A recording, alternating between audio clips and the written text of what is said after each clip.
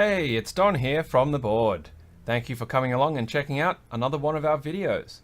So, Movember is just around the corner and I can't wait for the month to start because then I'm going to shave off all of this right here, this stuff. Not exactly the most impressive of mustaches and whatnot, it's just really fluff at the moment. And I will be growing a mustache for the entire month of November to raise awareness and to fundraise for men's health and men's health issues.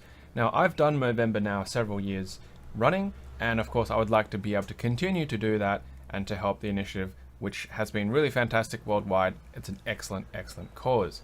Last year I did a sale.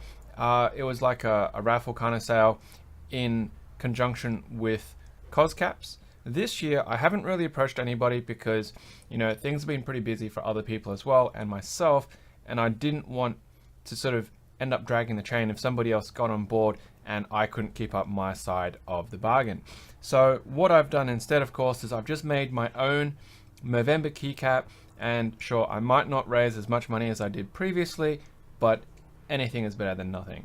So what I've done is, if I can get this switcheroo over, is I've had a couple of keycapping sessions which were done live stream. People joined in and they sort of helped out with giving me a bunch of colors and things like that.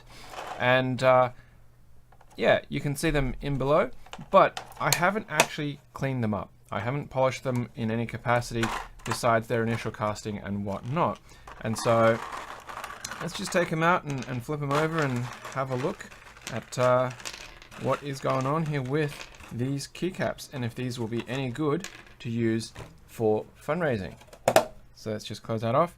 Now, a lot of these colors were actually by request during my live streams. So if you don't like the colors, don't pick on me, rather instead ask yourself as a community, why, oh why did you pick these colors? So there we go. Just flipping them over and we can have a quick count of how many is actually available for fundraising this year. I haven't really decided yet how I want to do it, if it's going to be kind of like a raffle thing, or if it's going to be, you know, first come first serve. Doesn't really work, it's not terribly fair. I would of course prefer a raffle, but I don't know if that's really something people are interested in or not. So I've got 2, 4, 6, 8, 10, 12, 14, 16. I've got 17 of these, the Merv keycaps available at the moment. It's not likely that I'm really going to find a lot of time to do many more, so of course I'd rather maybe concentrate on just getting these guys done up, cleaned up, and being ready for whatever happens in the month. Now, what I'm going to be doing in this video is just maybe a time lapse, probably the easiest way to doing it, but I'm just going to explain the process of what I'm trying to do here is to clean up the back end of these keycaps. Now, these were done using the synth, either the 1.2 or the 2. The later ones were all done on the 2. Some of the earlier ones were done on the 1.2, and you can tell the difference because of the wall thickness, and that's something that I've discussed before. So on the left here is a version 2, and on the right here is one that was done with the 1.2. So you'll see there is a distinct difference in that wall thickness. But that said, fully cured, it's very firm, it's very stiff, very stable, so I don't have any concerns for it having that thinner wall. But what you'll see is that the underside of the cap is relatively rough, it's unfinished, you know, there's bits of the resin sort of still sticking out and whatnot. So in front of me I have just a bit of sandpaper. This is just 800 grit sandpaper. I've just got a bit of moist paper there, and then over here I've got some 3000 grit polishing paper as well, which I will use to finish up. So the process is fairly simple. I generally just give it a little bit of wet. You just put it on and you start going back and forth. So you'll see that was the whole profile of the cap, but it was only white in the middle. So for it to be kind of smooth and uniform, you just want to go down until the rest of the cap starts to show up. Give it a little bit of circular motions as well, just so that there's a bit of even polishing happening. Doesn't sound very good, does it? Some of those flaky bits on the side can be cleaned up as well. and the bottom of that's looking a lot smoother, but right now it's still a bit, there we go. So some of that powder's kind of gone into the actual, the cruciform, into the hole. Oi, come on. There we go. But it is much cleaner and smoother and flatter than it was before. So that's essentially the very basics of this. Just keep polishing it down until all the surfaces are relatively good and happy. Horrible squeaking noise there, but that's just the price you pay. There we go. So see if that'll come up, and then of course we get over to the 3000 and we just give it a bit of a buff on that as well, just rotating the keycap to give it a bit of evenness. Now I know that there are other people, that there are other artisans that have, say, polishing wheels and things like that, which makes this process a lot easier.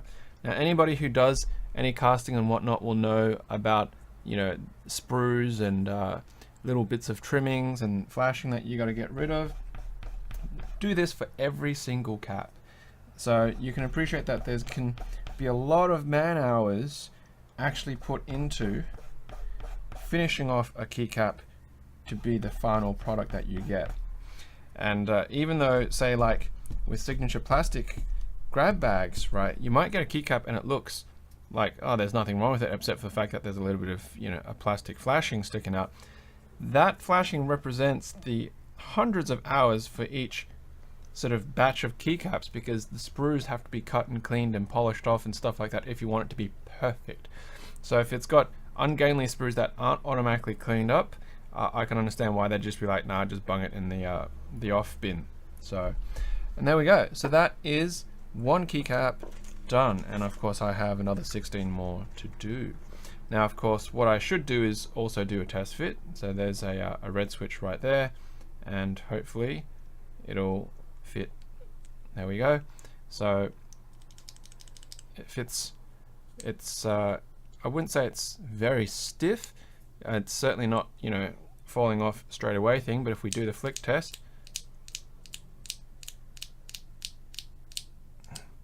it's not instantly coming off. So that's always a positive sign. And of course, if it is a little bit on the loose side, you can always just bulk up the stem, as previously discussed in other videos. Give it a coating, a bit of cling wrap, a bit of wax, something like that, and that'll help keep the stem a bit firmer. So there we go, that's one done. So I'm going to go ahead and do the same thing now for the rest of these keycaps, probably in a time lapse, since it'll just condense it down, and then we can have a quick look at the end for all of these. So hang in a moment and we'll see you again soon.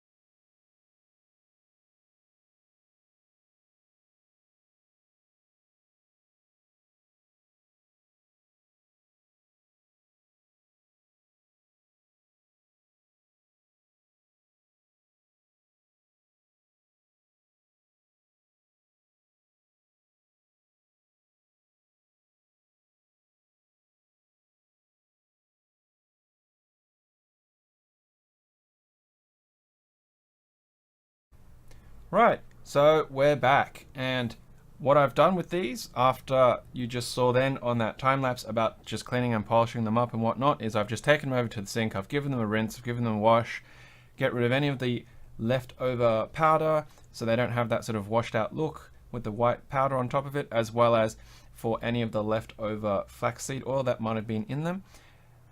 Interestingly, and also not interestingly, all at the same time, we have 10 over here, is that right? 2, 4, 6, 8, 10, 12, sorry, over here that have a looser fit, and then we've got 5 over here which have a tighter fit. And the difference between these two is that these were made on the 1.2 with the thicker wall, and these were all done on the version 2 of the synth. Now, for most part, these, except for the clear ones, were actually done with the flaxseed oil method.